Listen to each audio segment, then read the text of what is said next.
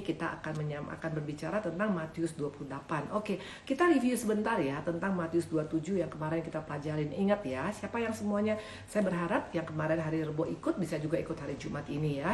Nah, jadi kemarin di Matius 27 kita sampaikan tentang bahwa ternyata kebenaran itu yang mau dihancurkan oleh si jahat di Matius 27 ya. Dan siapa mereka yang mau menghancurkan kebenaran? Kita tahu persis kemarin dikatakan kepala-kepala imam, bahkan juga kepala-kepala suku, bahkan juga imam-imam besar ya. Ini tidak main-main. Jadi ini sebagai peringatan bagi setiap kita, ternyata malahan yang mau membunuh, yang mau menghancurkan kebenaran, yang menghancurkan Yesus, yang membunuh Yesus itu adalah siapa? Dikatakan tadi orang-orang yang tahu kebenaran. Itu saya sampaikan hari Rebo ya, dan dikatakan Yesus adalah kebenaran itu sendiri. Betul? Ingat ceritanya bahwa dikatakan akulah jalan, akulah hidup, dan akulah kebenaran. Barang siapa yang percaya padaku akan bisa sampai kepada Bapa di surga. Intinya ternyata kebenaran itu adalah Yesus sendiri. Nah, kemarin kita akan bercerita tentang 3 dampak daripada orang yang tinggal dalam kebenaran, yaitu apa?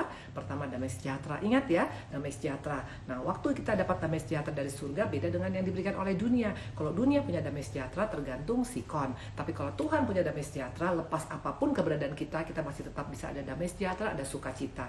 Contohnya siapa kemarin kita dengar? Contohnya adalah Maria. Di tengah mandat Tuhan untuk dia melahirkan anak Allah dengan belum menikah, dia siap dengan apapun resikonya, dan dia bisa berkata, aku adalah orang yang paling berbahagia. Dan akibatnya juga waktu dia punya damai sejahtera di tengah masalah, dia bisa mentransferkannya kepada siapa? Bayi Yohanes Pembaptis yang ada dalam kandungan daripada Elizabeth. Nah, intinya orang yang punya damai sejahtera daripada Tuhan, bukan hanya dia bisa kuat menghadapi masalahnya, tetap ada sukacita, dan yang paling keren bisa jadi berkat di tengah masalah. Yang kedua adalah apa? Bonus daripada orang yang tinggal dalam kebenaran, ada ketenangan. Ternyata di balik ketenangan kita bisa berdoa, dan doa itu memberikan kita kekuatan. Makanya Yesus kenapa bisa sampai mengampunin orang-orang yang melukai dia? Karena dia adalah pribadi yang tinggal dalam kebenaran. Buktinya dia suka berdoa, makanya ada kekuatan yang luar biasa ya. Nah, yang ketiga dikatakan kemarin, assurance forever, adalah garansi daripada Tuhan. Daud membuktikan di tengah dia punya kehidupan yang sangat tidak baik, tetap dikatakan bahwasanya Allah itu adalah baik sampai selama-lamanya. Nah, kemarin saya sampaikan tentang Matius 27 ya. Nah, sekarang kita akan masuk dalam Matius 28 ya. Oke. Nah, kita lihat sini, selamat Paskah semuanya, selamat Paskah. Oke, fine. Ya, kita akan lihat sekarang Matius ke-28. Yuk kita buka Matius 28. Ini juga banyak hal yang luar biasa. Terus terang, selama saya mempersiapkan untuk IG Live, saya sendiri sangat diberkatin ya, karena banyak hal-hal yang mungkin sama ini kurang saya perhatikan, saya dapat dari Tuhan, dan Tuhan berikan pengertian yang luar biasa ya. Yuk kita buka Matius 28 sekarang. Jadi dalam Matius 28 ini ada 20 ayat loh ya, 1 sampai 20, dan semuanya ini yang menceritakan tentang kebangkitan Yesus. Gak ada yang lain, hanya tentang kebangkitan Yesus ya. Nah, nanti kita akan lihat nanti ayatnya singkat 1 sampai 20 ya, dibanding dengan Matius sebelumnya itu ada yang sampai 30 ayat, 40 ayat, 50 ayat, 60 ayat. Tapi dalam Matius 28 hanya 20 ayat, tapi ayat yang sangat powerful ya. Nah, dikatakan di sini ada 3 hal yang luar biasa tentang Matius 28 ya. Makanya Bapak, Ibu-ibu, conquerors, followers, siapapun kita di tempat ini, please, ini hanya saya punya masukan. Waktu engkau membaca Alkitab ya, betul-betul minta Roh Kudus tuntun saya, karena banyak hal-hal yang luar biasa. Saya sendiri waktu menyiapkan, sekarang sudah minggu ketiga ya, saya buat live IG ya. Ini saya banyak sekali diberkatin ya, saya banyak sekali dapat, malahan lebih daripada waktu saya naik ke mimbar ya. Karena apa? Karena betul-betul di sini kita hanya fokus kepada Tuhan, nggak ada ngelihat manusia satupun, dan bukan di tempat yang kelihatan sepertinya sangat-sangat panggung ceria, tapi betul-betul kita dalam keadaan di rumah, dalam keadaan betul-betul hanya mengandalkan Tuhan, dalam keadaan nggak kegiatan, Tuhan banyak bisa bicara kepada kita ya. Nah, kita lihat nanti ada 3 hal dari Matius 28 yang luar biasa ini. Yang pertama kita buka ayat 11 sampai dengan 15 ya. Ketika mereka di tengah jalan, datanglah beberapa orang dari penjaga itu ke kota dan memberitahukan segala yang terjadi itu kepada imam-imam kepala. Dan sesudah berunding dengan tua-tua, mereka mengambil keputusan lalu memberikan sejumlah besar uang kepada serdadu-serdadu itu dan berkata, perhatikan ya, ini yang pertama, kamu harus mengatakan bahwa murid-muridnya datang malam-malam dan mencurinya ketika kamu sedang tidur. Dan apabila hal itu kedengaran oleh wali negara, kami akan berbicara dengan dia sehingga kamu tidak beroleh kesulitan apa-apa. Mereka menerima uang itu dan berbuat seperti yang dipesankan pada mereka. Dan cerita ini tersiar di antara orang Yahudi sampai sekarang.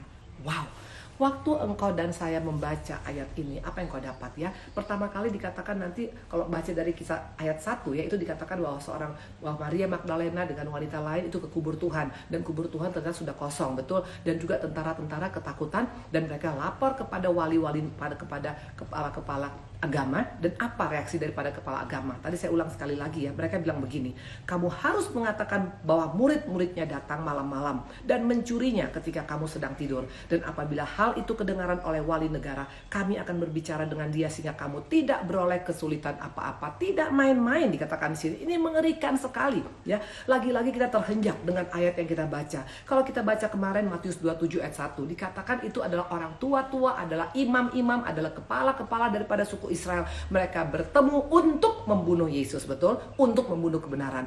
Nah, ternyata nggak sampai di sana saja. Mereka sudah membunuh Yesus melalui salib, betul? Mereka sudah menyalibkan Tuhan. Tapi nggak puas sampai di sana. Apa yang mereka lakukan lagi? Waktu dikatakan kubur itu terbuka, kosong, tentara-tentara takut, mereka datang kepada kepala-kepala agama. Dan apa kata kepala agama? Ini kepala agama loh, ini imam-imam. Mereka mengajarkan untuk orang-orang, tentara-tentara untuk berbohong, untuk hoax. Ini nggak main-main ya. Dikatakan mereka ini orang yang tahu firman, yang tahu kebenaran. Artinya orang-orang yang menurut kita sepertinya ini kan orang-orang yang sangat-sangat ada suka beribadah. Ini orang-orang yang sepertinya tahu kebenaran. Gak jadi jaminan ternyata.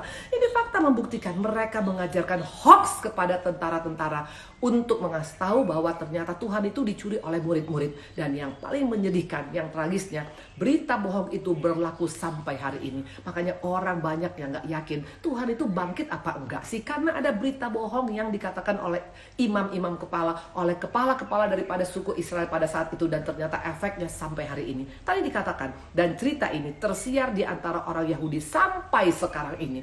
Artinya sampai hari ini masih banyak orang yang pertanyakan, apakah betul Yesus itu bangkit? Apakah betul Yesus itu bangkit dari kubur ya? Ini nggak main-main. Hoax sampai sekarang menjadi berita yang dianggap benar oleh dunia ya. Karena dikatakan kebohongan itu kalau terus-terusan dibicarakan, itu akan menjadi kebenaran. Itu pola daripada dunia. Makanya hati-hati dengan yang namanya berita-berita bohong ya. Dikatakan tadi di sini mereka menyuap ya. Mereka kasih uang kepada tentara untuk mereka berbohong. Nah, dikatakan di sini kita jangan anggap enteng ya. Mereka bukannya menyesal. Harusnya kalau misalnya dipikir-pikir tadi, orang-orang yang menyalibkan Tuhan ini adalah rasa penyesalan. Kenapa orang tidak berdosa itu kami salibkan? Ini enggak. Makanya ada Wahyu 22 ayat 11. Ini sebagai peringatan bagi setiap kita. Barang siapa yang berbuat jahat, biarlah ia terus berbuat jahat. Barang siapa yang cemar, biarlah ia terus cemar. Barang siapa yang benar, biarlah ia terus berbuat benar. Barang siapa yang kudus, biarlah ia terus menguduskan dirinya. Pertanyaan, yang mana kita? Karena di akhir zaman nanti dikatakan ya, nanti orang yang jahat semakin jahat, orang yang benar semakin benar. Jangan sampai kita anggap enteng. Waktu kita nggak memutuskan hari ini untuk masuk aliran mana, kita yang jahat semakin jahat. Tapi kalau kita yang baik, tetaplah jaga kebaikan kita ya. Ini fakta. Mereka tidak menyesal. Si kepala-kepala agama ini tidak menyesal. Mereka tidak merasa seperti mereka salah dengan menyalibkan Tuhan. Bahkan yang ada, sesudah mereka tahu kubur itu kosong, mereka malahan berkata, udah nggak usah ngomong apa-apa, bilang aja dicuri oleh murid-murid ini kepadamu uang. Mereka menyuap, mereka menyogok.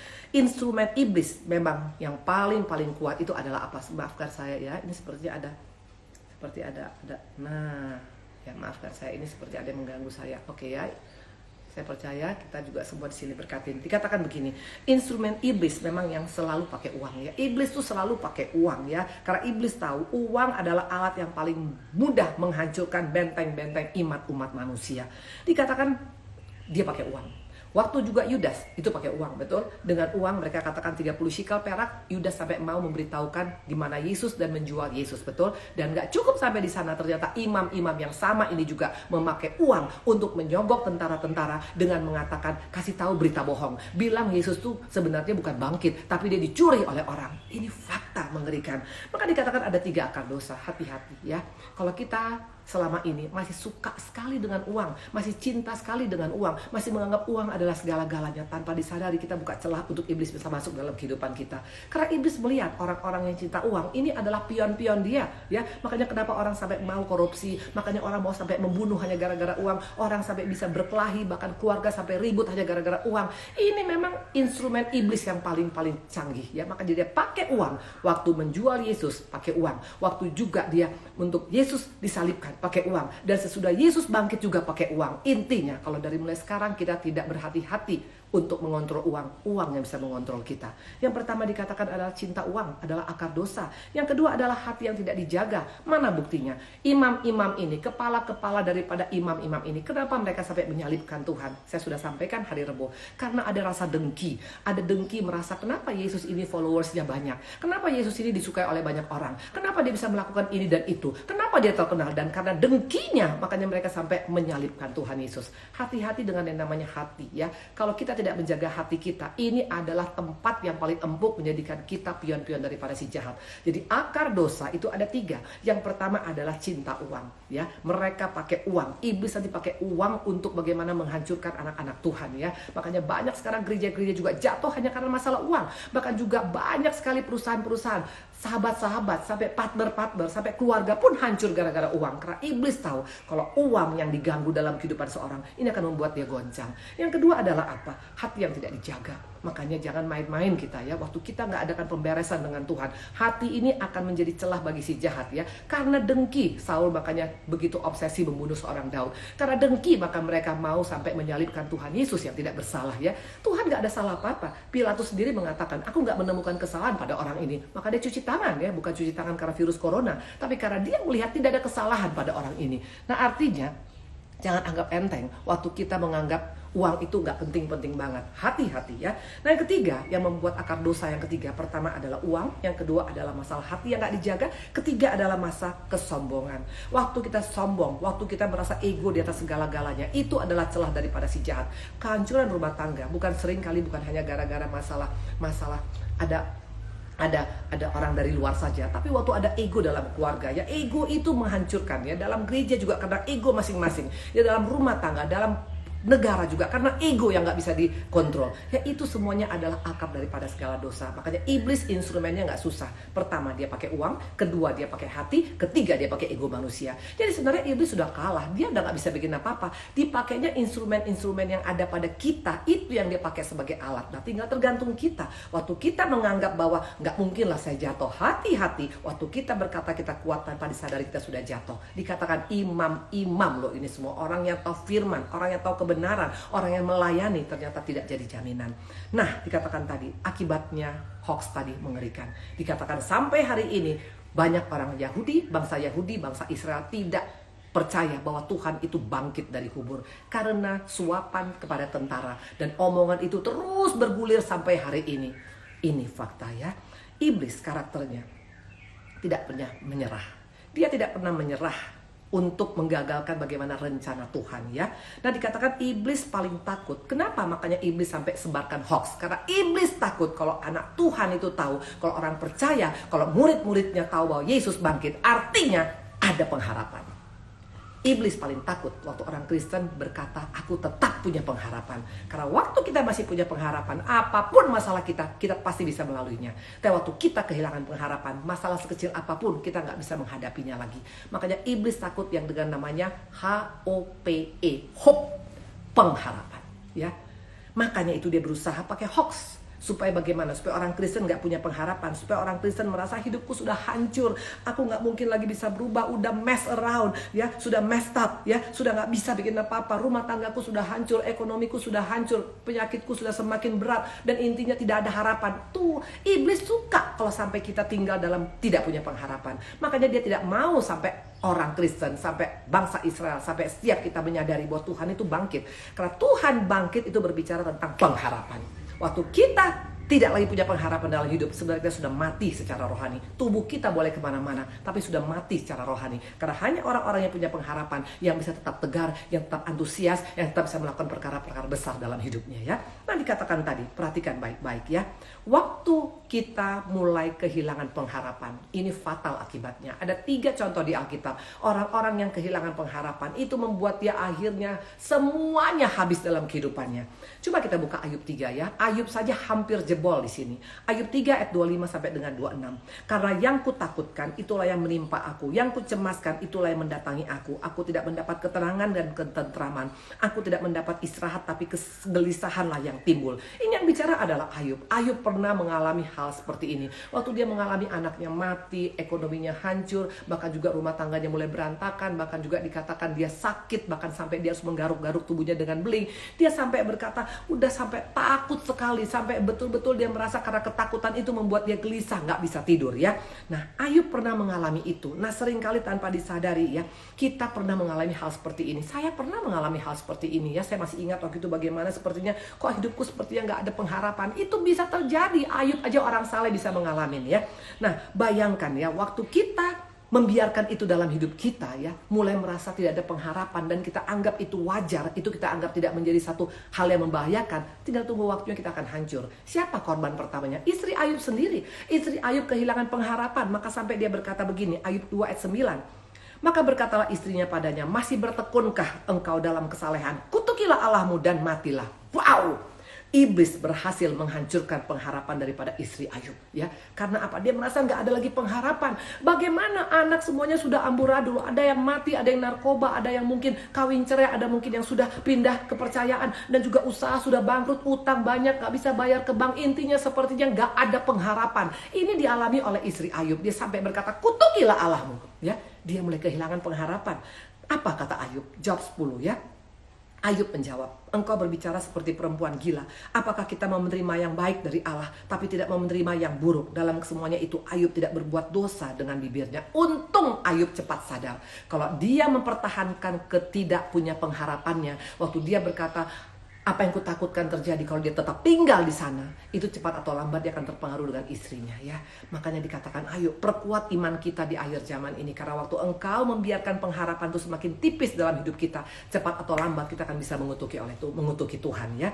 Nah, dikatakan sini Ayub ya mengamini kalau Tuhan pasti bertanggung jawab atas hidup dia. Jadi di tengah-tengah kehancuran dia, ketidakkuatan iman dia tetap berusaha untuk memperkuat imannya. Tuhan, aku percaya walaupun aku mengalami ini, engkau tidak akan pernah meninggalkan aku. Itu yang membuat dia sampai tidak menghujat Tuhan seperti istri Ayub. Tapi istri Ayub kehilangan pengharapan total, dan akibatnya Ayub berkata, engkau seperti perempuan gila.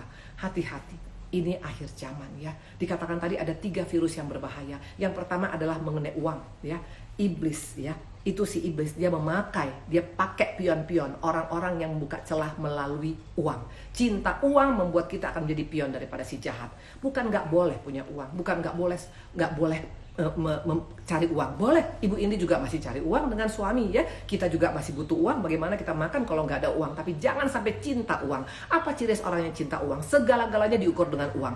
Orang dilihat happy karena dia kaya. Kalau dia orang miskin, dia berarti nggak happy. Salah besar. Saya banyak punya pelayanan orang-orang yang kaya raya, belum tentu dia happy. Kalau kita melihat segala sesuatu dengan uang, tanpa disadari kita cinta uang. Dan waktu kita cinta uang, membuat kita akan sangat gampang dipakai oleh si jahat. Imam-imam semuanya pakai uang ya. Dia pakai uang kepada Yudas, karena Yudas memang cinta uang.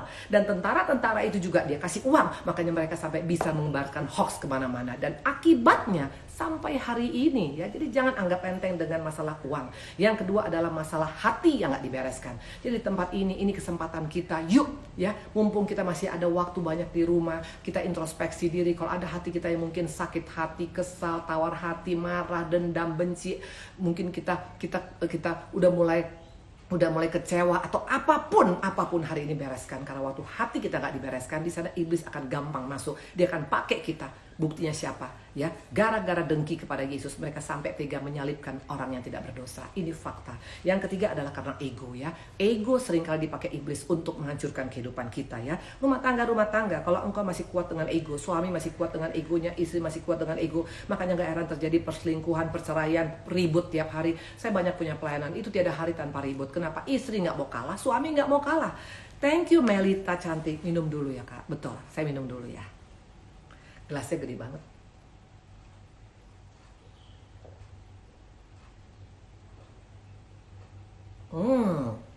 Thank you. Nah, dikatakan tadi jelas ya. Yang pertama tadi adalah apa? Iblis pakai pion-pion ya. Dia tidak puas sesudah Tuhan mati, ternyata Tuhan bangkit. Makanya dia pakai itu lagi imam-imam untuk bagaimana caranya menyebarkan hoax ya. Supaya jangan sampai orang percaya Tuhan bangkit. Dan ini fakta, dikatakan kabar ini sampai sekarang masih ada di sekitar orang-orang Yahudi. Itu yang pertama ya. Nah, coba kita lihat ya. Mungkin kita bilang, bagaimana dengan kita sekarang? Kalau kita tidak kenal Tuhan yang kita sembah, kita akan cepat sekali kita bisa meninggalkan Tuhan loh. Kita bisa bahkan mengutuki Tuhan. Ayub sangat kenal Tuhan dia. Mungkin kau bilang, Bu Indri, saya kenal dong Tuhan Yesus. Kan kita kan sudah lama jadi orang Kristen. Maafkan saya, ternyata banyak orang yang kenal hanya cuma tangan Tuhan, yaitu hanya berkat. Waktu Tuhan berkati, baru kita berkata, Tuhan engkau baik, kau luar biasa. Tapi kita tidak kenal hati Tuhan ya. Mana buktinya banyak orang Kristen, bahkan hamba Tuhan sekalipun belum tentu kenal Tuhan secara pribadi. Jangan kenal Yesus hanya secara presiden. Waktu kita kenal ala presiden, kita kenal, tapi presiden gak kenal kita gak akan jadi apa-apa. Tapi harus you have to know his heart. Waktu kita tahu hati Tuhan, kita gak akan gampang murtad, kita tidak akan gampang mengutuki Tuhan kita, walaupun kita punya masalah. Yuk kita lihat mana buktinya, bahwa banyak orang Kristen gak kenal Tuhan yang disembahnya. Markus 4 ayat 39. Ia pun bangun menghardik angin dan berkata pada danau, diam, tenanglah. Lalu angin itu reda dan danau itu menjadi teduh sekali. Ayat 41 perhatikan. Mereka menjadi sangat takut. Siapa ini? Ini murid-murid Tuhan. Dan berkata seorang pada yang lain, siapa gerangan orang ini? Sehingga angin dan danau pun taat padanya. Jelas murid-murid. Wow, murid-murid yang 24 jam sama Tuhan bisa bilang, siapa gerangan orang ini? Kok sampai angin dan danau pun bisa taat padanya? Mereka tidak kenal siapa Yesus. Padahal ikut Tuhan 24 jam di udara. Baca firman Tuhan dari pagi sampai malam. Bahkan Kejadian sampai Wahyu tamat, ayat Alkitab bisa hafal. Gak jadi jaminan. Makanya hari ini ayo ya, kita mesti kenal siapa Allah yang kita sembah. Karena waktu engkau kenal dia secara pribadi, engkau tahu karakternya, engkau tahu belas kasihannya, engkau tahu kasihnya, kita tidak akan gampang menghujat Tuhan. Tidak akan gampang kita menjadi orang yang kehilangan pengharapan. Karena kehilangan pengharapan itu adalah sumber kejatuhan daripada banyak orang Kristen. Siapa dia tadi? Istri Ayub ya. Nah dikatakan tadi di sini ya, kalau kita sudah tidak kenal Tuhan kita, akan gampang kita menghujat Tuhan. Bahkan bukan hanya sekedar menghujat, bahkan kita bisa curiga kepada Tuhan. Tuhan, kenapa kau izinkan ini terjadi dalam hidupku? Contohnya murid-murid, Ayub 38. Apa kata mereka? Maka murid-murid membangunkan dia dan berkata, Guru, engkau tidak peduli kalau kita binasa. Bukan main-main. Bukan hanya mereka bilang, Tuhan, kenapa ini terjadi dalam hidupku? Bukan. Malah mereka menuduh Tuhan tidak peduli kalau mereka binasa. Nah ini seperti istri Ayub. Pada siapa yang bicara? Murid-murid Tuhan. Tidak jadi jaminan kekristenan daripada kita punya jabatan. Maka jangan bangga dengan jubah pelayanan. Jangan bangga dengan pengetahuan yang hebat. Sekedar pengetahuan yang hebat, tapi dari pengetahuan, bukan karena hati kita mengenal Tuhan Yesus. Dengan gampang kita akan bisa menghujat Tuhan. Bahkan kita berkata, Tuhan engkau tidak peduli kalau aku binasa ya. Ini dikatakan yang pertama ya. Nah yang kedua. Ya, murid-murid tadi yang juga yang kehilangan pengharapan tadi ya. Ini tadi pengharapan yang hilang adalah siapa tadi? Ayub ya. Nah yang kedua adalah siapa ya? Dikatakan waktu itu, waktu murid-murid jalan di Emmaus. Tahu ceritanya semua ya. Pada waktu itu bagaimana sesudah Tuhan mati. Dikatakan saya baca ya ayat 13 sampai dengan 16. Pada hari itu juga 2 orang dari murid-murid Yesus pergi ke sebuah kampung bernama Emmaus. Yang terletak kira-kira 7 mile jauhnya dari Yerusalem. Dan mereka bercakap-cakap tentang segala sesuatu yang telah terjadi. Ketika mereka sedang bercakap-cakap dan bertukar pikiran, datanglah Yesus sendiri mendekati mereka. Perhatikan, Tuhan mendekati mereka waktu berjalan ke Emmaus ya. Ini Tuhan langsung menyamper. Jadi Tuhan sudah bangkit dan jalan dengan murid-murid ke Emmaus ya. Tapi perhatikan, lalu mereka berjalan bersama-sama dengan mereka. Tapi ada sesuatu yang menghalangi mata mereka sehingga mereka tidak dapat mengenal dia.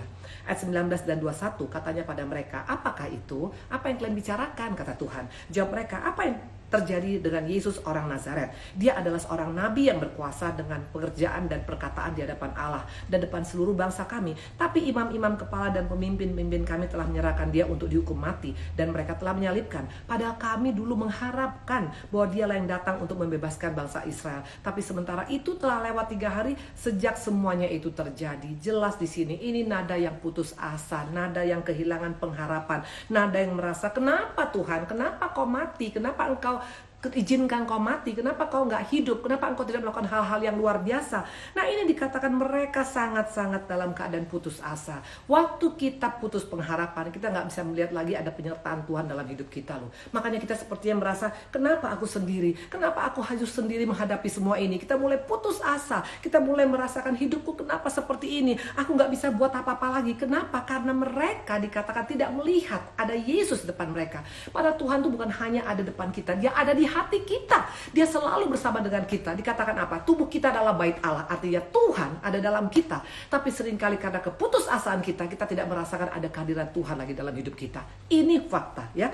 Nah dikatakan ini paling berbahaya. Kenapa saya berbahaya? Ya, karena kalau kita sudah mulai merasa sendirian, tanpa disadari kita akan mengambil jalan pintas. Hati-hati dengan yang namanya jalan pintas ya. Mana bukti orang jalan pintas ya? Karena mungkin kenapa terjadi perceraian? Itu juga jalan pintas karena menganggap suamiku nggak bisa diharapkan, istriku nggak bisa diharapkan, akhirnya bercerai. Apa artinya jalan pintas dalam bisnis? Menghalalkan segala cara, semua dilakukan. Yang penting pokoknya intinya sekarang bagaimana cara dapat uang. Karena udah merasa Tuhan nggak bisa menolong, dia mulai jalan pintas, jual narkoba, jual ini segala macam. Intinya yang penting aku perlu uang saat ini ya. Dalam rumah tangga kenapa terjadi perselingkuhan? Karena merasa kau bisa, aku juga bisa. Itu jalan pintas semuanya. Waktu kita pakai jalan pintas, itu nggak mungkin daripada Tuhan datangnya. Kenapa? Karena sudah merasa tidak punya pengharapan. Hati-hati dengan kehilangan pengharapan. Dikatakan tadi, murid-murid tidak bisa melihat Yesus berjalan dengan dia. Ini fakta. Ada selubung yang menutupi mata kita. Padahal Tuhan tuh ada di hati kita. Dia nggak pernah meninggalkan kita. Bahkan Tuhan waktu naik ke surga, dia katakan apa? Aku akan berikan padamu roh penolong. Supaya kita bisa kuat. Karena Tuhan tahu tanpa pertolongan Tuhan kita nggak akan mampu menghadapi hidup ini. Ayo sadari bahwa Tuhan ada bersama dengan kita. Rohnya ada dalam kita ya. Nah waktu kita putus pengharapan, ini yang membuat kita tidak lagi bisa melihat kuasa Tuhan dalam hidup kita ya. Coba kita buka Ibrani 13 ayat 5. Ini adalah perkataan Tuhan sendiri. Dikatakan apa? Janganlah kamu menjadi hamba uang dan cukupkanlah dirimu dengan apa yang ada padamu. Karena Allah telah berfirman, aku sekali-kali tidak akan membiarkan engkau dan aku sekali-kali tidak akan meninggalkan engkau. Kurang apa lagi? Ini yang berkata adalah Tuhan, I will never leave you, I will never abandon you. Tuhan gak akan meninggalkan, Tuhan gak akan melupakan kita. Dia bersama-sama dengan kita ya. Nah, jadi dikatakan tadi di sini ya. Dikatakan tadi di sini adalah apa ya? Tuhan gak pernah meninggalkan kita. Tapi kita seringkali merasa Tuhan meninggalkan kita. Kenapa? Waktu kita mulai putus pengharapan. Kenapa putus pengharapan? Karena dalam keadaan kita merasa Tuhan udah mati, Tuhan gak bangkit. Nah itu karena apa? Terpengaruh dengan kata-kata hoax tadi. Hoax tadi mengatakan Tuhan tuh gak bisa bikin apa-apa. 2000 tahun yang lalu Tuhan bisa bikin sesuatu, tapi not now anymore. Nah waktu kita mulai merasa Tuhan kita gak berkuasa atas apa-apa, cepat atau lambat kita akan ambil jalan pintas. Dan jalan pintas bukan daripada Tuhan. Jalan Tuhan adalah jalan proses. Jalan Tuhan, jalan proses. Saya masih ingat bagaimana kehidupan saya waktu itu sama suami, sama keluarga kami. Waktu kami harus meninggalkan Medan, ya, belum sampai setahun di Bandung, itu hotel kami sendiri dibakar di Aceh. Bayangkan, belum lagi menghadapi keluarga besar, belum lagi menghadapi hotel yang dibakar, belum lagi menghadapi kehidupan yang harus dijalanin, ya. Nah, kalau waktu itu kami ambil jalan pintas, mungkin kami bisa menjadi melakukan hal-hal yang tidak baik. Tapi percayalah, mendingan engkau bersama dengan Tuhan melalui jalan proses daripada dengan iblis pakai jalan pintas, karena ujungnya pasti maut kalau kita dengan si jahat ya. Nah dikatakan tadi kehilangan pengharapan membuat kita hilang kendali ya. Mereka hilang kendali karena nggak melihat lagi ada Yesus bersama dengan dia ya. Nah dikatakan tadi di sini. Ingat cerita tentang kehancuran daripada keluarga Yakub. Tahu cerita keluarga Yakub ya? Yakub itu menikah. Dia menikah pertama dengan Lea karena ditipu oleh Laban, mertuanya. Dan dia menikah kembali dengan Rahel, kekasihnya, yang 14 tahun dia menunggu. Bayangkan 14 tahun seorang Yakub menunggu seorang Rahel ya. Dan dikatakan karena dia sangat mencintai Rahel ya. Nah apa yang terjadi? Ternyata Rahel itu mandul. Nah apa kata Rahel waktu dia mandul ya? Karena ini adalah pribadi yang tidak bisa bersyukur. Kalau buat saya, Rahel memang cantik secara fisik, tapi secara daleman saya rasa dia kurang menarik seperti Lea. Lea lebih baik daripada Rahel ya. Lea memang penampilan tidak menarik, tapi dia sangat bisa mensyukuri keberadaan dia. Sementara Rahel yang cantik luar, tapi ternyata dia tidak bisa menerima kekurangan dan kelemahan dia. Dia maunya semua perfect. Hati-hati ibu-ibu, conquerors, followers atau siapapun. Ya waktu kita punya kelebihan, syukurin itu. Tapi jangan kita marah waktu punya kelemahan. Karena setiap orang pasti punya kelemahan. Gak ada orang yang sempurna, betul? Waktu engkau hanya ingin semuanya yang ya, mulai marah waktu engkau tidak menjadi Hati-hati, ini adalah aliran daripada Rahel. Perhatikan Rahel, waktu dia merasa dia mandul, sementara kakaknya punya anak. Apa yang terjadi? Ketika dilihat Rahel bahwa ia tidak melahirkan anak bagi Yakub, cemburulah ia pada kakaknya, lalu berkata pada Yakub, berikanlah kepadaku anak, kalau tidak aku akan mati. Nah loh, main ancam lagi. Nah ini kelakuan wanita yang betul-betul gak bisa mengucap syukur. Harusnya dia bisa mengucap syukur punya suami yang kerja 14 tahun tanpa digaji hanya untuk mendapatkan cinta Rahel. Siapa juga lagi Rahel? Saya percaya banyak perempuan cantik di sana itu, betul. Apalagi Yakub itu adalah anak daripada siapa? Anak daripada Ishak. Ishak adalah siapa? Anak daripada Abraham. Orang kaya raya, cucu daripada kaya raya, mau 14 tahun kerja hanya untuk mendapatkan Rahel. Kok nggak bisa mengucap syukur? Waktu dia dikatakan mandul, dia mulai komplain. Dia bilang, mendingan gue mati aja. Nah ini tipikal daripada perempuan manja. Please, wanita-wanita, di akhir zaman ini kita menjadi wanita dewasa lah. Menjadi wanita yang dewasa secara rohani. Jangan malah kita banyak menuntut suami, menuntut ini dan ini dan ini. Waktu engkau hanya banyak menuntut, tinggal tunggu waktunya kita kehilangan segala-galanya. Lihat apa kata Rahel. Ya, kata Rahel. Nah, Yakub bilang apa? Ya, waktu dibilang Rahel tadi, Kalau tidak, aku akan mati. Maka bangkitlah amarah Yakub terhadap Rahel. Dan ia berkata, akukah pengganti Allah yang telah menghalangi engkau mengandung? Kata Rahel, ini Bilha, budakku perempuan. Hampirilah dia, supaya aku melahirkan anak di pangkuanku. Dan supaya oleh dia aku pun mempunyai keturunan. Bayangkan, ini damai jalan pintas. Dia udah kehilangan pengharapan. Pada jelas Tuhan mengatakan Daud, keluarga Abraham itu akan seperti pasir di laut, seperti bintang di langit. Kalau dia pegang janji Tuhan itu, kalau dia tetap berharap kepada janji Tuhan, tidak akan mungkin seperti ini. Tapi dia melihat apa yang dia lihat dengan kasat mata. Dia bilang, kalau aku tidak punya anak, aku pengen mati. Kalau memang aku gak pengen mati, hampir itu aku punya budak. Akhirnya Yakub menghampiri Bilha. Dan akhirnya anak Yakub keluar dari budak, dan keluar juga dari Lea, dan keluar juga dari Rahel akibatnya. Tapi kita tahu bagaimana perseteruan anak-anak Yakub ini mengerikan. Sampai akhirnya harus dijual Yusuf. Itu sampai dijual ke suku Ismail, bahkan sampai menjadi budak bertahun-tahun, dimasukkan penjara. Kenapa awalnya? Gara-gara seorang yang bernama Rahel yang tidak sabar menunggu waktu Tuhan. Dia minta budaknya untuk sampai bisa bersetubuh dengan suaminya karena dia tidak sabar. Betul, ini bicara tentang jalan pintas. Kenapa jalan pintas? Karena Rahel tidak punya pengharapan lagi. Dia tidak ingat janji Tuhan kepada kakek mertuanya Abraham ya. Nah, seringkali ini yang membuat kita makanya kenapa kita sampai bisa melakukan hal-hal yang tidak baik. Ingat ya, jalan pintas tidak akan pernah membuat kita powerful ya. Oke. Nah, dikatakan yang ketiga. Ini yang ketiga, 1 Samuel 28 ayat ke-5 ya. Jadi yang pertama tadi adalah siapa? Istri Ayub ya. Gara-gara kehilangan pengharapan sampai dia berkata, kutukilah Allahmu. Hati-hati. Kehilangan pengharapan adalah sumber yang paling empuk bagi si jahat untuk menghancurkan hidup anak-anak Tuhan ya. Kematian Tuhan Yesus dan kebangkitan Tuhan ini berbicara tentang pengharapan. Tapi yang luar biasa, iblis tidak tinggal diam. Dia tahu Yesus bangkit, dia berusaha pakai kepala-kepala imam-imam kepala, bahkan juga untuk kepala-kepala suku untuk menyogok tentara-tentara, mengatakan bilang mereka dicuri ya. Dan berita itu sampai hari ini. Hati-hati dengan namanya hoax. Hoax itu bukan hanya untuk hari ini akibatnya, bisa sampai bertahun-tahun, bahkan ratusan tahun, bahkan ribuan tahun efeknya sampai hari ini ya. Nah, coba kita lihat yang ketiga, 1 Samuel 28 ayat ke-5. Ketika Saul melihat tentara Filistin, maka takutlah ia dan hatinya sangat gemetar ya. Ini fakta ya. Dikatakan waktu ada musuh besar, dikatakan Saul dan tentara takut semua. Mereka merasa kehilangan pengharapan. Mereka lupa bahwa mereka itu berperang bukan mereka sendiri. Ada Yesus yang berperang dengan mereka, betul. Tapi mereka lupakan itu. Nah, ayat ke-7 perhatikan, ini fatal. Lalu berkatalah Saul pada para pegawainya, carilah bagiku seorang perempuan yang sanggup memanggil arwah. Maka aku hendak pergi kepadanya dan meminta petunjuk. Para pegawainya menjawab, di Etnor ada seorang perempuan yang sanggup memanggil arwah. Please deh, ini gara-gara kehilangan pengharapan. Sampai kita pergi ke tempat orang-orang yang bukan daripada Tuhan datangnya. Minta bagaimana dapat berkat, pergi ke gunung A, B, C, D, segala macam. Tidak mungkin itu daripada Tuhan. Berkat itu daripada Tuhan. Bahkan Tuhan katakan apa? Anak-anak orang benar ya, tidak akan hidup minta-minta. Bahkan dikatakan Tuhan berkati orang benar, lagi tidur pun bisa diberkatin. Jadi waktu engkau mulai merasa engkau tidak punya pengharapan, mungkin masalah ekonomi, mungkin masalah usaha, mungkin masalah apa, engkau mulai tanya kepada arwah-arwah, engkau mulai tanya kepada orang-orang yang bukan daripada Tuhan datangnya, engkau mulai pergi ke ini, ke sana, ke sini dengan banyak kasih sesajen atau apapun namanya, hati-hati. Itu bukan daripada Tuhan. Nah, ini dikatakan tadi ya, dikatakan sampai seorang Saul yang dalam keadaan putus pengharapan, dia bisa mencari arwah. Wow, ini fakta. Maka dikatakan dalam Imamat 19 ayat 31. Ayo kita lihat, ini ada ayatnya.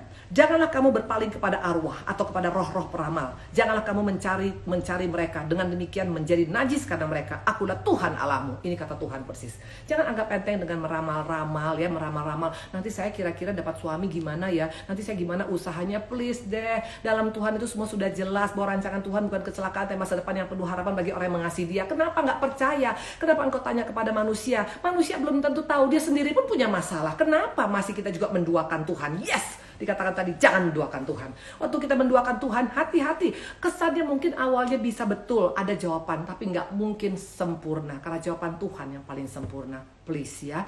Nah, jadi seringkali kadang-kadang ada seorang ibu yang saya tahu, karena suaminya nakal, dia mulai pakai segala macam, ada bulu kambing, bulu kuda, bulu semuanya. Wow. Bahkan ada seorang keluarga yang karena usahanya nggak maju, depan dia punya toko tuh semua dia tanam segala macam, dari mulai tusuk konde, tusuk jeruk, tusuk semuanya. Ampion dah.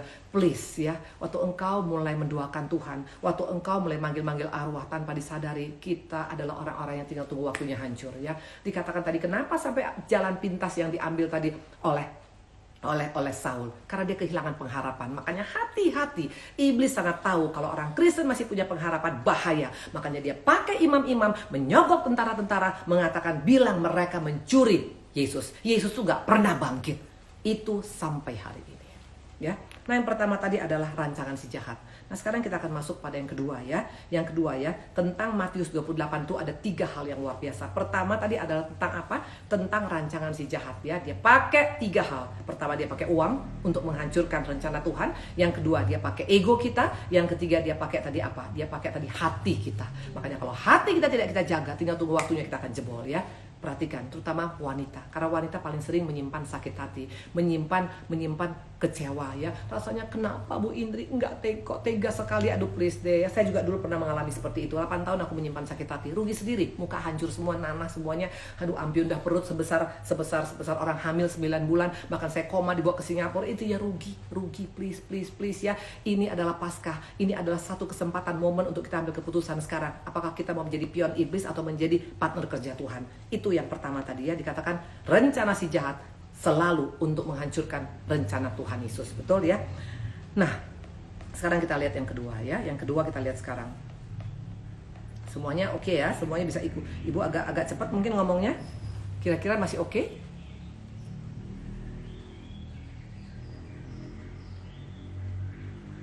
Ya, jadi ternyata buzzer hoax rohani ternyata bukan hanya baru sekarang, ternyata dari zaman dulu sudah ada buzzer, betul. Hanya kita nggak tahu, ya, karena dulu mungkin belum ada internet, belum ada wifi. Tapi buzzer ini dipakai sampai hari ini. Orang masih menganggap Yesus itu belum pernah bangkit. Mengerikan, ya. Nah, yang kedua, pertanyaan, apa iblis berhasil 100%? Apakah dia menang telak dengan pakai buzzer hoax tadi, dengan dia menyalibkan Tuhan, dengan menyebarkan berita bohong? Jawabannya no way. Iblis terkecoh, iblis kalah. Mana buktinya? Ayo kita lihat, ya. Ada 3 kejutan buat si jahat. Makanya dia bukannya menang telak, yang ada dia kalah telak. Makanya Paskah ini berbicara tentang victory of God, ya. Ini adalah kemenangan daripada orang-orang percaya. Makanya jangan anggap enteng. Kalau buat saya sebenarnya Paskah tuh lebih luar biasa daripada Natal loh. Kalau Natal tuh kelahiran, semua orang bisa lahir. Tapi Paskah itu kebangkitan. Yesus itu bangkit dari kematian. Bukan hanya bangkit dari tempat tidur, bangkit dari kematian 3 hari, Bo. Kalau coba misalnya sekarang mati suri yang 10 jam, 1 jam, 2 jam itu biasa. Ini bangkit dari kematian yang sudah 3 hari. Nah, kalau di sini engkau masih nggak menyadarin, engkau tidak bangga dengan Yesusmu, bertobatlah kita, amin. Oke. Nah, dikatakan mana buktinya? Apa tadi? 3 kejutan buat si jahat, ya. Yang pertama, buka Matius 26 ayat 46. Bangunlah, marilah kita pergi. Dia yang menyerahkan aku sudah dekat. Ini Yesus yang berkata. Ini luar biasa.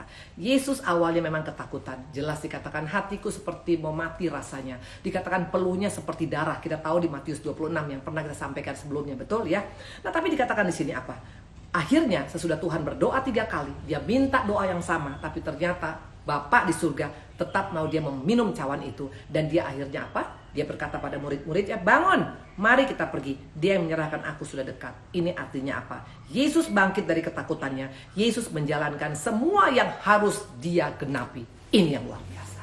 Yesus menang. Dia tidak terbawa perasaan. Dia gak merasa diri kenapa jadi aku korban. Enggak. Dia tetap jalankan apa perintah Bapa di surga.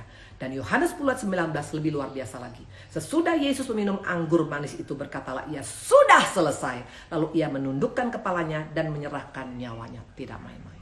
Tuhan tidak pernah diambil nyawanya sama si jahat. Maut gak bisa mengambil nyawa Tuhan. Dia yang menyerahkan dengan hati yang rela untuk dia mati, untuk menjalankan dan menggenapi apa yang menjadi kehendak daripada Bapa di surga. Dan dikatakan sudah selesai.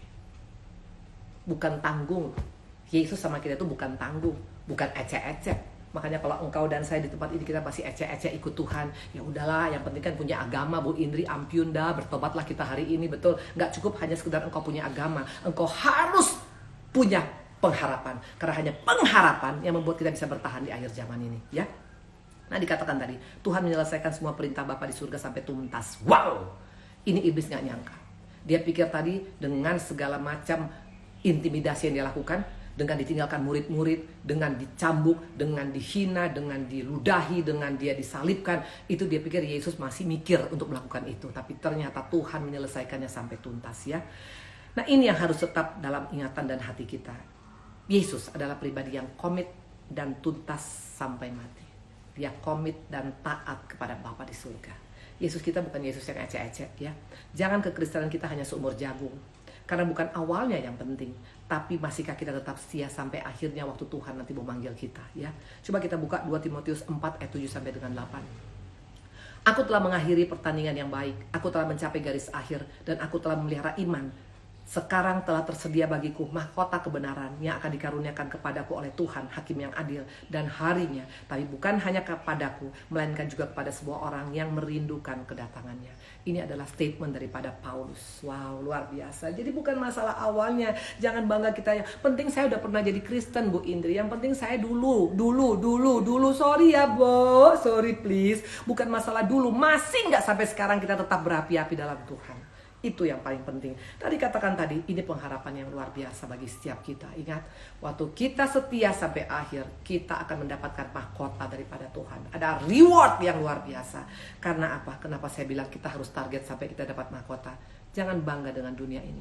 Dunia dengan segala isinya ini akan lenyap. Mana buktinya? Ayo kita buka 1 Yohanes 2 ayat 17. Dan kita sudah melihat sekarang. Orang sekarang mau dia orang kaya, mau orang punya segala sesuatu, sekarang gak bisa bikin apa-apa. Bahkan tadi saya baru lihat di TV, 2.000 orang mati di Amerika loh. Itu Amerika negara adidaya, negara superpower. Gak bisa menjamin. Gak masalah uang sekarang di sini, bukan masalah kekuatan. Makanya kalau engkau hanya fokus hanya untuk dunia, satu saat kita akan sangat-sangat rugi besar. Tapi fokuslah kepada yang tidak pernah fana, yang kekal ya. Waktu kita mencapai garis akhir kita, inilah tujuan akhir kita. Coba buka 1 Yohanes 2 ayat 17. Dan dunia ini sedang lenyap dengan keinginannya, tetapi orang yang melakukan kehendak Allah tetap hidup selama-lamanya. Wow! Ini yang keren tentang Tuhan. Ya, makanya dikatakan tadi, ini yang berbicara adalah Yohanes. Dia katakan dunia akan lenyap semuanya. Maka jangan bangga dengan berkata saya punya pabrik 50, Bu Indri, saya punya ini dan punya ini. Sekarang mau orang-orang kaya pun gak bisa bikin apa-apa. Dan ini Tuhan belum melakukan banyak hal. Ini Tuhan mungkin hanya batuk kecil. Hanya mungkin begitu saja. Bayangkan kalau Tuhan sudah sampai batuknya seperti lebih luar biasa lagi. Bahkan kemarin kita dengar Gunung Merapi lagi, kemarin dikatakan anak Gunung Merapi. Ya, intinya kita gak pernah tahu. Please. Dan bukan hanya Indonesia, seluruh dunia sekarang. Tapi kalau kita sadar bahwa ternyata dunia ini akan lenyap, yang kita cari adalah kekekalan, ini akan membuat kita berbeda. Bisa kita mungkin mati secara fisik, tapi secara rohani hidup sampai selama-lamanya. Itu adalah pesan Tuhan ya. Maka dikatakan tadi ya, iblis kecelek. Dia pikir tadi Tuhan menyerah di tengah jalan. Dia pikir Yesus gak jadi mau disalibkan. Karena Yesus bisa saja gak jadi disalibkan. Misalnya sekarang panggil malaikat, gak jadi. Bisa, dia adalah anak Allah yang maha tinggi, betul. Tapi dia lakukan sampai selesai. Bahkan sesudah itu dia menyerahkan nyawanya. Jadi ingat sekali lagi, Tuhan bukan diambil nyawanya oleh si jahat, tapi Tuhan yang menyerahkan dengan hati yang rela untuk demi dosa-dosa kita. Luar biasa. Makanya hari ini ayo please, jangan setengah-setengah deh ikut Tuhan ya. Kalau ikut Tuhan setengah-setengah kita akan kehilangan segala-galanya. Dikatakan tadi, iblis kecewa, kenapa? Yesus menjalankan tugasnya. Mission is accomplished ya. Tidak setengah-setengah hati. Tuhan kita adalah Allah ya dan amin untuk setiap janji-janjinya. Nah yang kedua, kita lihat lagi. Ini yang kedua ya. Jadi yang pertama tadi tentang apa keceleknya si iblis tadi. Ada 3 hal yang buat dia kecelek. Pertama, Tuhan menyelesaikan sampai tuntas. Kedua, Matius 28 ayat 1. Setelah hari Sabat lewat, menjelang menyingsingnya fajar pada hari pertama minggu itu, pergilah Maria Magdalena dan Maria yang lain menengok kubur itu. Ayat 5. Akan tetapi malaikat berkata pada perempuan-perempuan itu, janganlah kamu takut sebab aku tahu kamu mencari Yesus yang disalibkan. Ayat 9 dan 10. Tiba-tiba Yesus berjumpa dengan mereka dan berkata, salam bagimu. Mereka mendekati, memeluk kakinya serta menyembahnya. Maka kata Yesus padanya, jangan takut, pergi dan katakan pada saudara-saudaraku supaya mereka pergi ke Galilea dan di sanalah mereka akan melihat aku. Wow! Ini buat saya luar biasa. Iblis mau mereka-reka yang jahat, tapi dia selalu kalah telak dengan surga. Kok bisa? Jawabannya, karena ada pribadi-pribadi, ada wanita-wanita yang iblis tidak perhitungkan menjadi corong kebangkitan Yesus.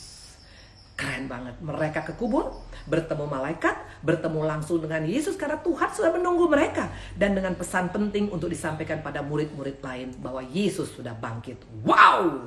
Luar biasa.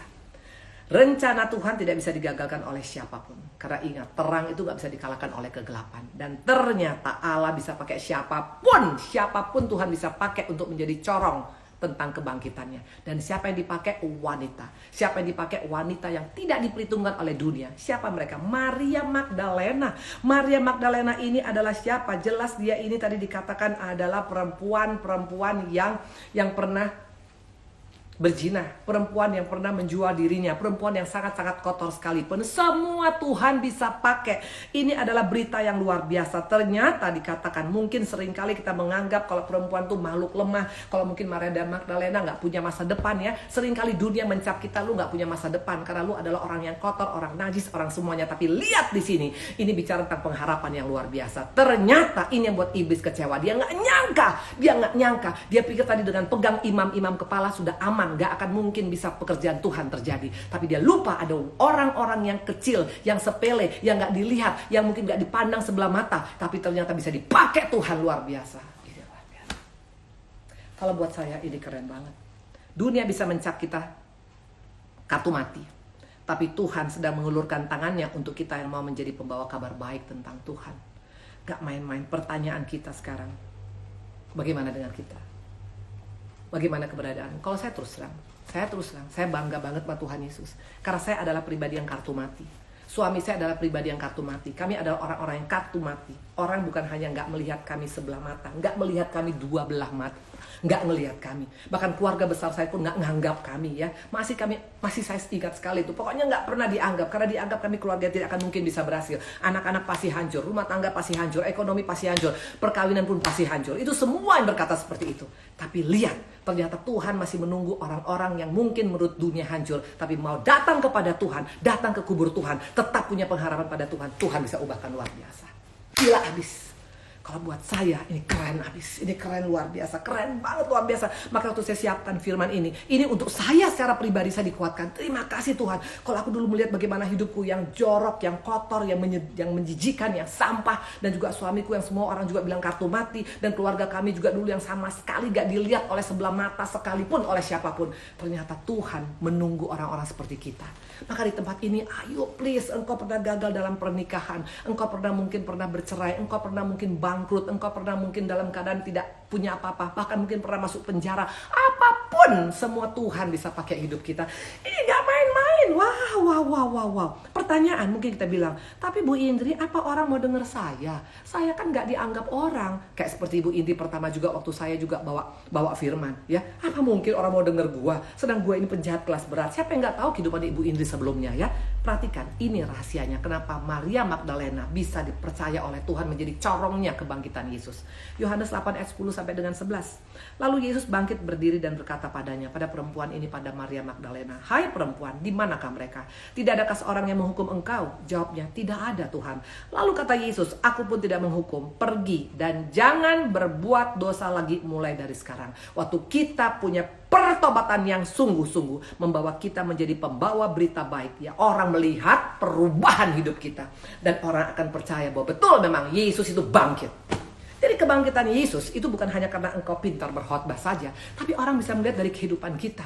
Luar biasa, kok bisa berubah perempuan pejinah ini, kata orang-orang. Makanya waktu dia ngomong tentang kebangkitan Yesus, orang percaya karena terbukti dari kehidupannya yang sudah diubahkan Tuhan. Dan waktu kita masih kompromi dengan dosa, masih juga sogok menyogok, masih juga cinta uang, masih juga menyimpan sakit hati, kita mau ngomong tentang kebangkitan Tuhan, gak ada orang yang percaya. Tapi waktu kita dilihat ada perubahan dalam hidup kita, walaupun kita mungkin ngomong hanya sederhana, tapi orang bisa melihat betul Yesusnya bangkit. Karena ini orang kok bisa berubah luar biasa. Bagaimana dengan kita?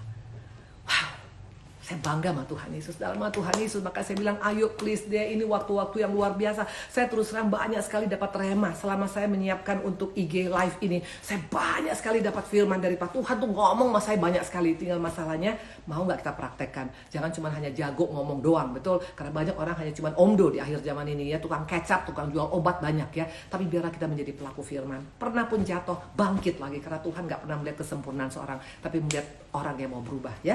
Nah, dikatakan tadi di sini, ya, tadi dikatakan iblis kecelek. Pertama, Yesus menyelesaikannya sampai selesai. Yang kedua, iblis gak nyangka Tuhan bisa pakai orang-orang yang tidak diperhitungkan.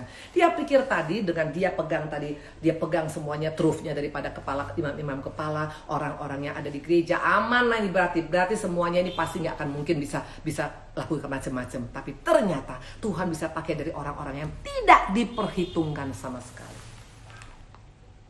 Jadi masalah kebangkitan itu bukan masalah biasa-biasa. Paskah itu bukan hanya cuma masalah cari telur, hias telur. No, Paskah itu lebih powerful daripada kelahiran malahan. Kalau buat saya harusnya tuh gereja tuh pada Paskah itu celebrationnya tuh mesti gila-gilaan. Kenapa bilang? Karena Tuhan itu membuktikan bahwa dia bangkit berbicara tentang hope. Ada pengharapan dalam kehidupan orang Kristen. Makanya jangan takut dengan apa yang namanya corona. Kalaupun corona ini sampai melakukan hal-hal yang tidak baik menurut kita ya. Kematian tidak akan bisa membuat kita mati dalam Tuhan. Walaupun kita mungkin mengalami hal yang tidak baik, tetap kita hidup dalam Tuhan sampai selama-lamanya. Ini bicara tentang hope. Kalau buat saya nggak main-main. Saya nggak main-main. Karena saya tahu dunia dengan segala sesuatunya akan lenyap. Ya, tapi waktu kita mencari kekekalan, itu power yang luar biasa. Jadi pertama tadi yang membuat iblis kecelek adalah apa? Ternyata Yesus menyelesaikannya sampai tuntas. Dia bukan hanya menyelesaikannya biasa-biasa, tapi sampai tuntas dia katakan. Dan dia serahkan nyawanya, artinya tuntas. Yesus serius, pertanyaan sudahkah kita serius dalam Tuhan? Makanya kita harus tuntas ikut Tuhan ya. Saya terus terang, 40 tahun saya mengecewakan Tuhan. Saya baru umur 40 tahun bertobat. Sekarang saya umur 60 tahun. 20 tahun aku sudah ikut Tuhan. Dan aku mau Tuhan sampai umur berapapun kau kasih aku Tuhan. Aku tetap mau setia sama Engkau Tuhan. Please, ambil keputusan hari ini. Karena kalau kita hidup dalam pengharapan, itu beda. Beda, mau engkau lihat pun gelap hari ini, tapi kau percaya di balik gelap itu ada pelangi yang luar biasa. Akan berbeda cara kita ngomong, cara kita melayani, cara kita berbisnis, cara kita dalam rumah tangga akan berbeda. Orang-orang yang punya pengharapan itu berbeda gayanya. Bukan masalah karena dia pakai tas mahal, bukan karena dia sekarang orang kaya, bukan. Karena banyak orang kaya tidak punya pengharapan. Banyak orang miskin, walaupun menurut kita miskin, tapi punya pengharapan dalam Tuhan. Yes, itu yang membedakan. Nah, yang ketiga sekarang, Matius 28 ayat 18-20. Ini yang bikin iblis kecelek yang ketiga ya.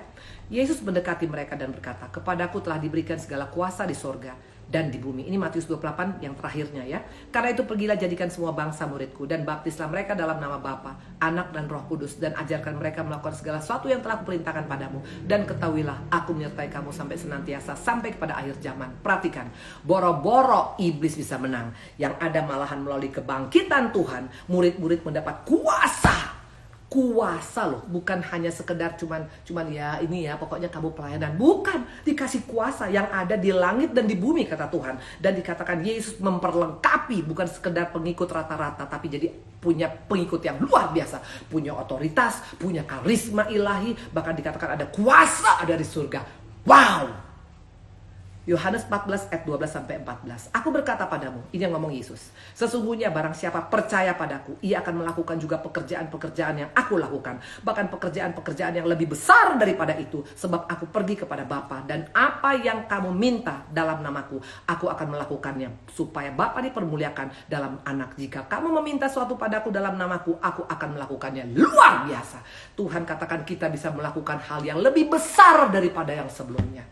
Ada otoritas, ada karisma, ada power yang Tuhan berikan pada kita. Karena waktu Tuhan bilang kita suruh pergi, Tuhan bukan hanya bilang kau pergilah nanti ya inilah sekedar ya untuk makan di jalan. Bukan, Tuhan kita bukan Tuhan yang ecek-ecek. Dia perlengkapi dengan hal yang luar biasa. Bahkan kita bisa melakukan hal yang lebih besar daripada yang belum pernah terjadi. Dan dikatakan dia akan menyertai kita sampai pada kesudahan.